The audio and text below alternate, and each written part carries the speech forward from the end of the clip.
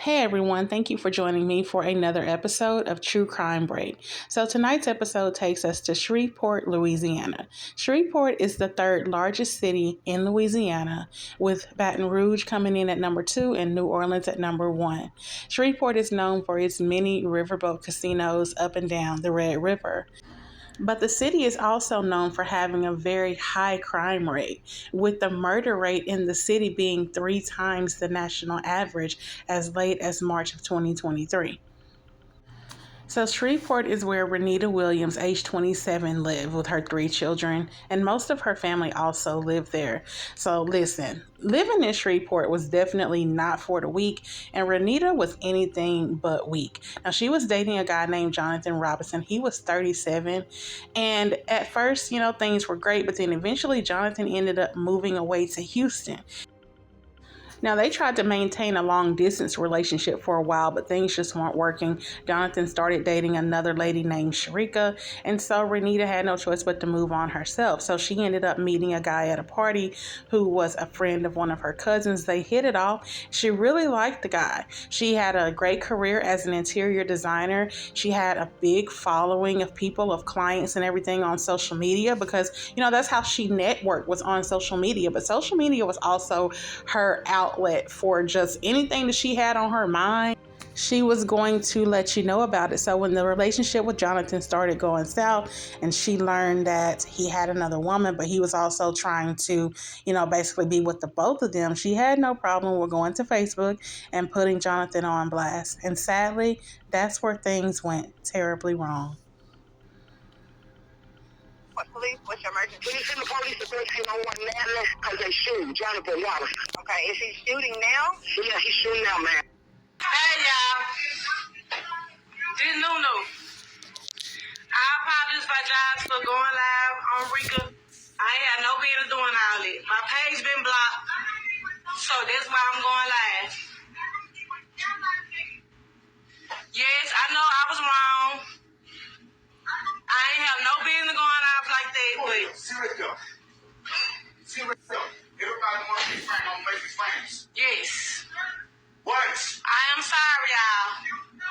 This NuNu, I'm blocked off my page, so I had to go out live on Monster Phone.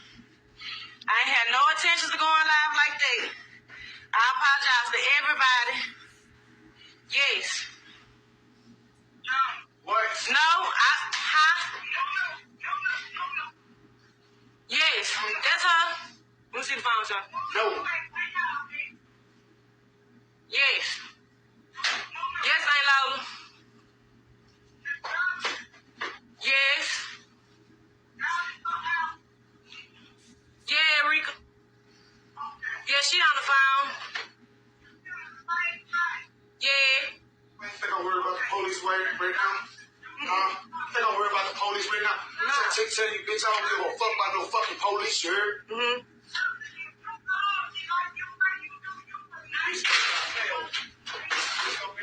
Pull up right now. Pull up. Okay. Pull up. Pull up. No, it was just, I apologize because I couldn't go live on my phone. My page is blocked. If you want to be famous, I'm going to make a motherfucker famous. No. Want to be famous? I'm going to make you famous. No. No. Everybody want to be famous, let's be famous today. Okay. Huh? I do. Yes. Tell you like you don't need this never. No. Bitch, no. Stop, Jonathan. Stop, Jonathan.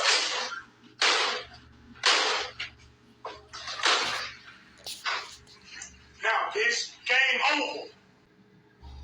Enraged that Rannita had once again exposed him for being the cheater, the dog that he was to Sharika, Jonathan drove over to her house and shot and killed her 4 times on Facebook Live. So this is his confession while being interrogated by police after he was arrested. With me is Jonathan Robinson. Jonathan, what's your date of birth? 9/3/81.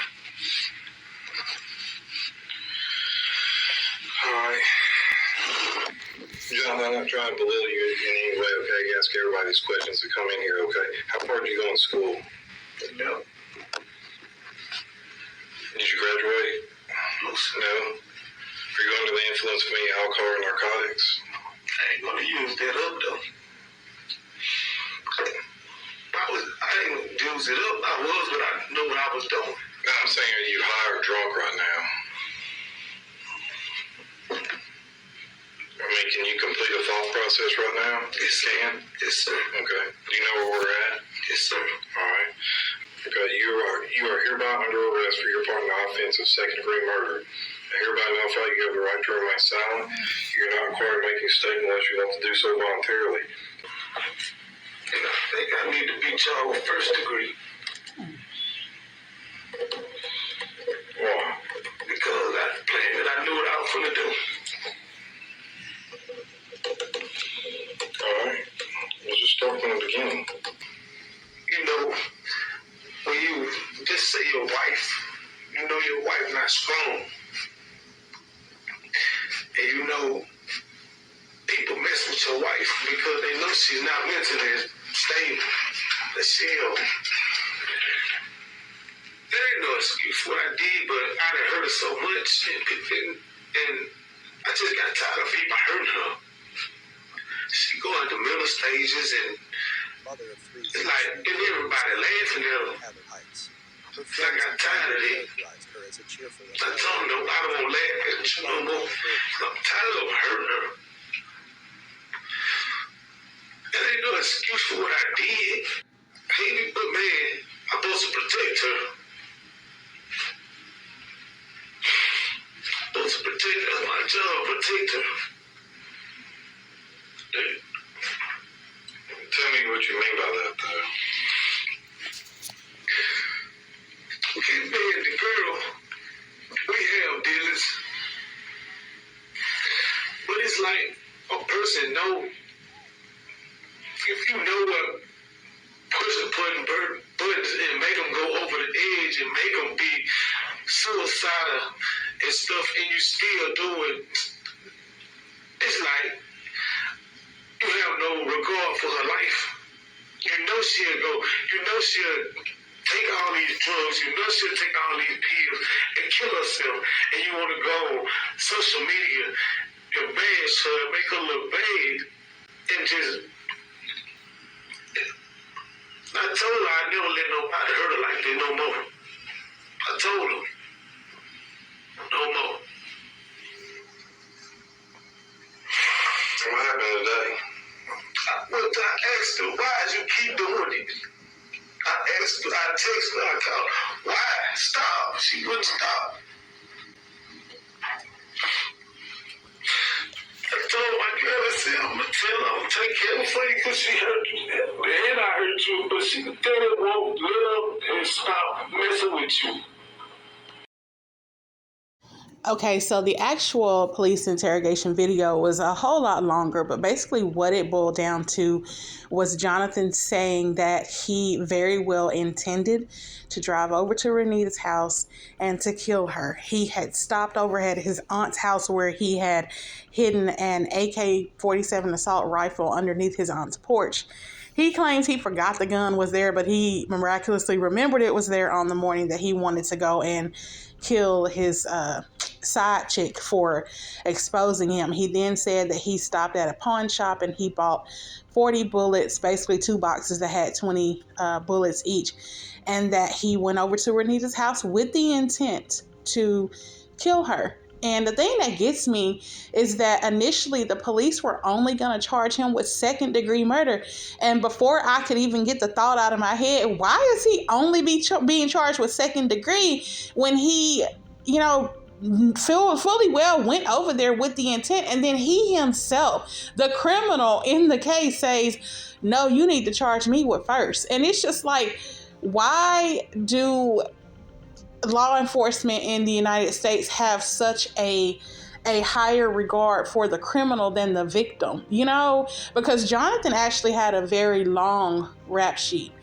He had obviously been in and out of jail prior to killing Rannita, he had shot a man in the leg. He got off on that. He shot another man. He got off on that. He had burglary charges. He had drug charges. Like, his rap sheet was so long, and each time he would just get a little slap on the wrist and then be let right back out. He even had another domestic dispute with another girlfriend where she says that he rammed her car as she was trying to drive up the road.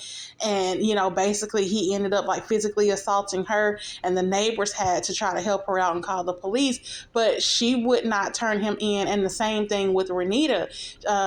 Before he killed her, he had actually shown up at a club. Remember, I said he was in Houston, but when he learned that Rannita had a new man, he drove all the way back to Shreveport to confront her. And as she was sitting in a car, he began choking her and left marks on her neck. But she too would not have him arrested. She didn't want him to go back to jail.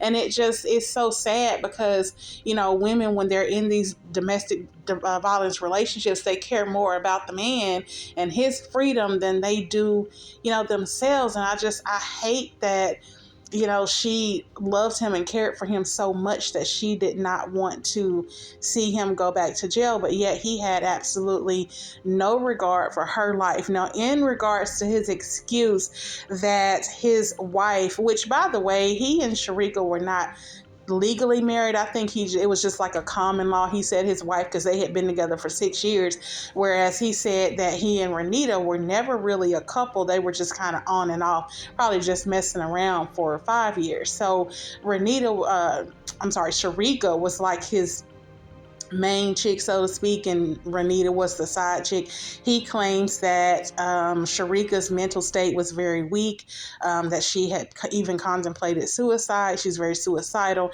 and that Rannita would kind of use that to like taunt her and tease her. My thing is this: how did your side chick, how did Rannita know that Sharika's mental state was so weak and so fragile? How did she know about her mental health issues with suicide? He was telling her. Because listen, when these men are out here laid up with these women, pillow talking, cake and whatever, they are feeding the side chick everything she needs, giving her all the ammunition that they need to go out there and humiliate and embarrass their wife or woman that they claim to love so much. Rannita wouldn't have known anything about Sharika's mental health issues if he wouldn't have been telling her, if he wouldn't have been going up over there still laying up with her, telling her whatever, giving her, the ammunition, like I said, to go on Facebook Live as she did and sort of taunt her and tease her, in addition to letting her know, hey, you think he your man, but he still be coming up over here. He's still laid up with me, and then she's posting videos and everything. So of course, he's claiming that all of that really hurt Sharika so much that he just got so tired of Rannita hurting Sharika. But sir, how about you hurting Sharika because you won't keep your eggplant in your damn pants? How about that? You could have helped her out a whole lot, helped her mental state a whole lot if you would have stopped freaking cheating on her. So it's just like, I don't know where men in America be buying the audacity from, but there must be like a lifetime supply of that shit, because the audacity for him to try to blame Rannita for being the reason why he killed her when your own actions are the reason why you were in the situation you were in. Because 9 times out of 10, I'm sure Sharika was probably getting up in his ass, you know what I'm saying, coming down on him, because how Rannita keep knowing all this, what she mean, you keep coming up over there. So now he can't take the heat, so he needs somebody to blame. This was a prime example of him not being able to take accountability for his own actions and needing someone else to blame for what he did. So it was disturbing to hear him in the video, where he kept saying, you want to be famous? Well, I'm going to make you famous. And it's just like, that was like alluding to, I guess, her going live. But it's like, again, sir, if you would not have been messing with her, she wouldn't have had any reason to go live, to put you on blast, to spill the tea, or however you want to say it. And as I was doing research for the video and just reading some of the comments on other social media sites, someone had actually said that as early as just like a couple of days prior to, him killing her on Facebook Live, he was at Rannita's house, laid up with her again. So it's like you have to fault yourself. You are the reason that Sharika, found out or is upset or whatever, not Rannita. How about you stop cheating on her?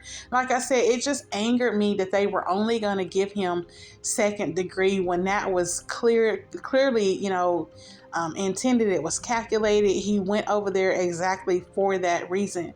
And that's a big problem that we have in the United States, where they tend to give hardened criminals, very violent and dangerous men, slaps on the wrist repeatedly and let them right back out on the street to go out and, hurt other people. So this was just such a tragic story because it absolutely did not have to happen. And this lady was so young and beautiful, and my heart goes out to her. My sincere condolences to her family. Y'all, please be careful out there dating some of these men, because they do not care. They don't care about your life. They don't care about their own. So just please watch yourself. Take care. Till next time, be blessed.